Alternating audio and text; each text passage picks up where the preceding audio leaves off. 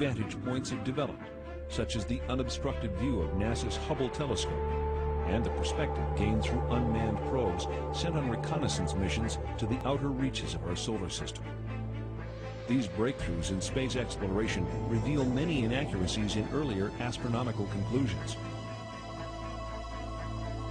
On August 19, 1977, the American space probe Voyager 2 leaves Cape Canaveral on a several-year journey to the vicinity of this solar system's most distant planets.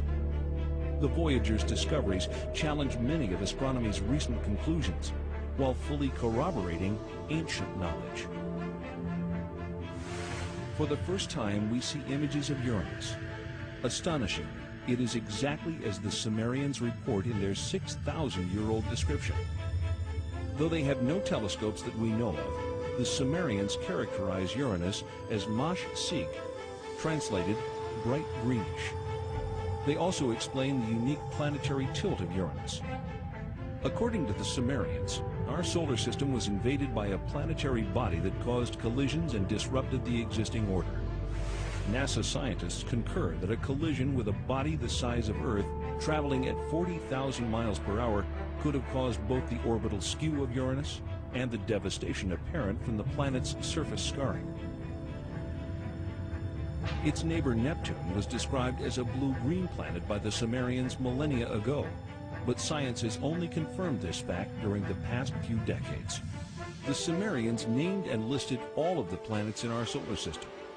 Their documented list of these planets is tangible evidence that in at least one respect, modern man is on a path of rediscovery.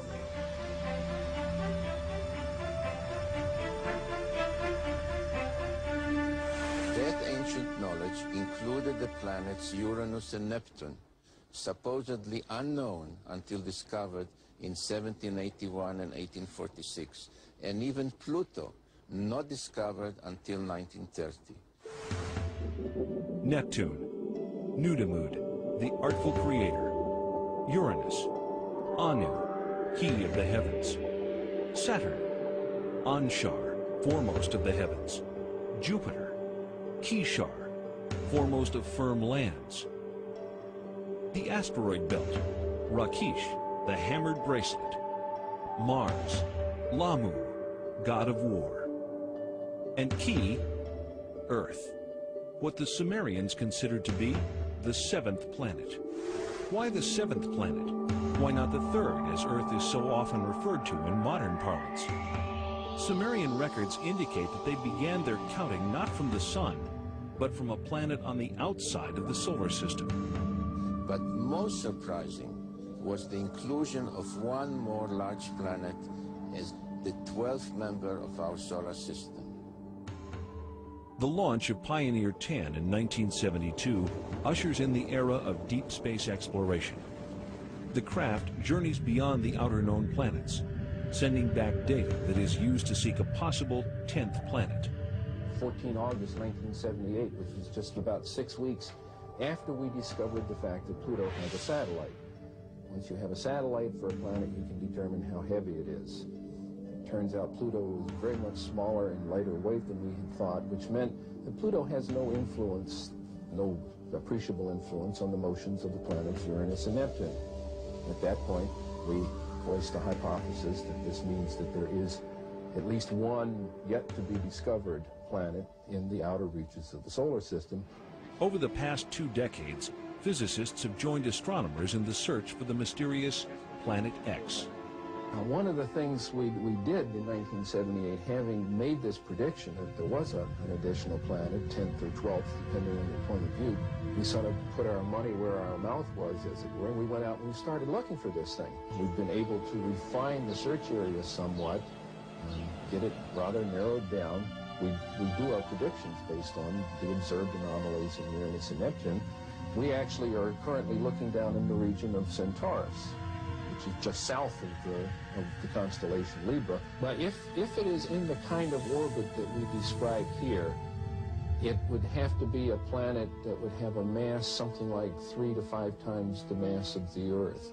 This would put it intermediate between the gaseous planets like Uranus and Neptune and the terrestrial planets that we have in the inner part of the solar system. So if this planet turns out to be in a 3,600-year orbit, then its mass will be correspondingly larger. This one here is a map of the solar system as we know it. The inner planets, this is the orbit of planet Pluto. And this here is the orbit that I have proposed for the 10th planet. And here's where we think it is right about now in its orbit.